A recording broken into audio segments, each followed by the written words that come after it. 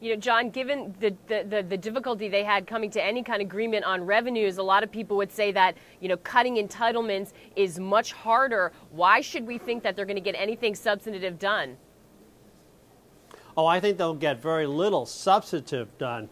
They'll move around the edges, maybe change indexing, change retirement years, maybe change some of the reimbursements under Medicare.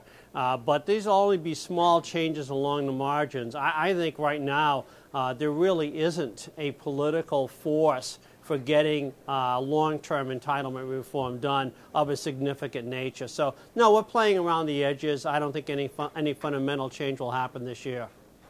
John, we seem to have, most people agree, avoided recession by getting at least the deal on taxes done. But some firms are halving their projections for GDP just based on that increase in the payroll taxes that we are going to see, that is going to go into effect as part of this deal on most Americans. What's your forecast for growth? How much of a hit could we take here? Yeah, I think it's important to understand that, you know, for a number of years, we've had a number of short-term programs that have sort of prompted up the U.S. economy above what it would have sustained otherwise. Our thinking is with the payroll tax increase and also with the marginal tax increase on higher incomes, it's consumer spending that's going to take the hit, probably of, you know, 0.2 to maybe 0.4% off of GDP. But it's important to remember our GDP numbers are only 1.5 to 2%. So it is a pretty significant hit on economic growth going forward.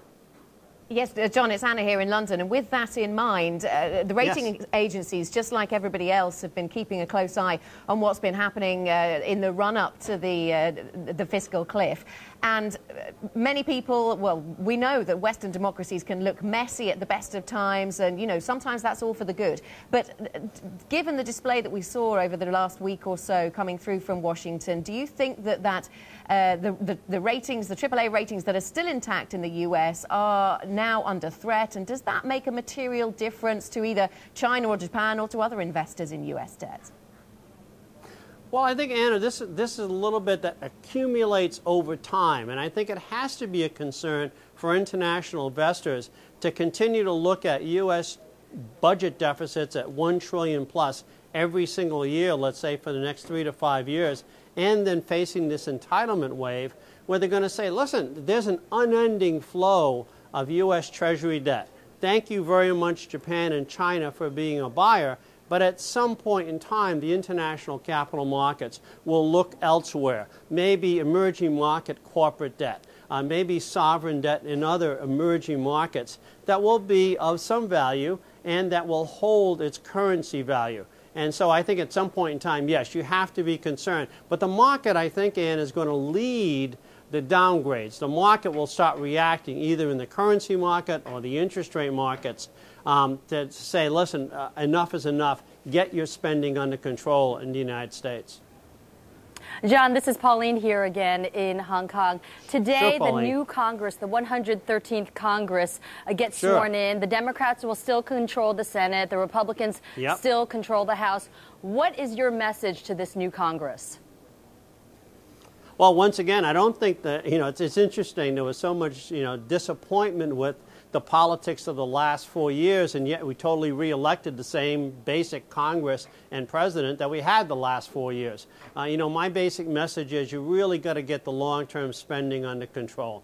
I think that's the key for the American success story, and it's only because, again, Pauline, with Japan and China and the Federal Reserve being the dominant buyers of treasuries that we've been able to slide through the last 5 years. That's going to stop someday, and we really need to get spending under control. John, are we putting too much focus on, it's Maggie, and are we putting too much focus on politics? I mean, there's a lot going on in the U.S. economy. The housing's recovering. We saw a better jobs number today. We've seen manufacturing hang in there. Are we sort of maybe over-exaggerating how much influence politics are having? No, I think politics is having a dominant influence, Maggie, but for an international investor, for an international business person, for someone looking at their retirement spending, there's probably a little bit too much emphasis on U.S. politics and not realizing, one, the U.S. economy is growing 1.5 to 2% a year. China looks like it's improving dramatically. And there are a lot of other places in the world, the South Africas, the Turkeys, the Indonesias, the Brazils of the world, that are seeing good, solid economic growth at a longer-term trend that offer opportunities. So, yes, probably too much U.S. politics, a lot of good economics happening globally.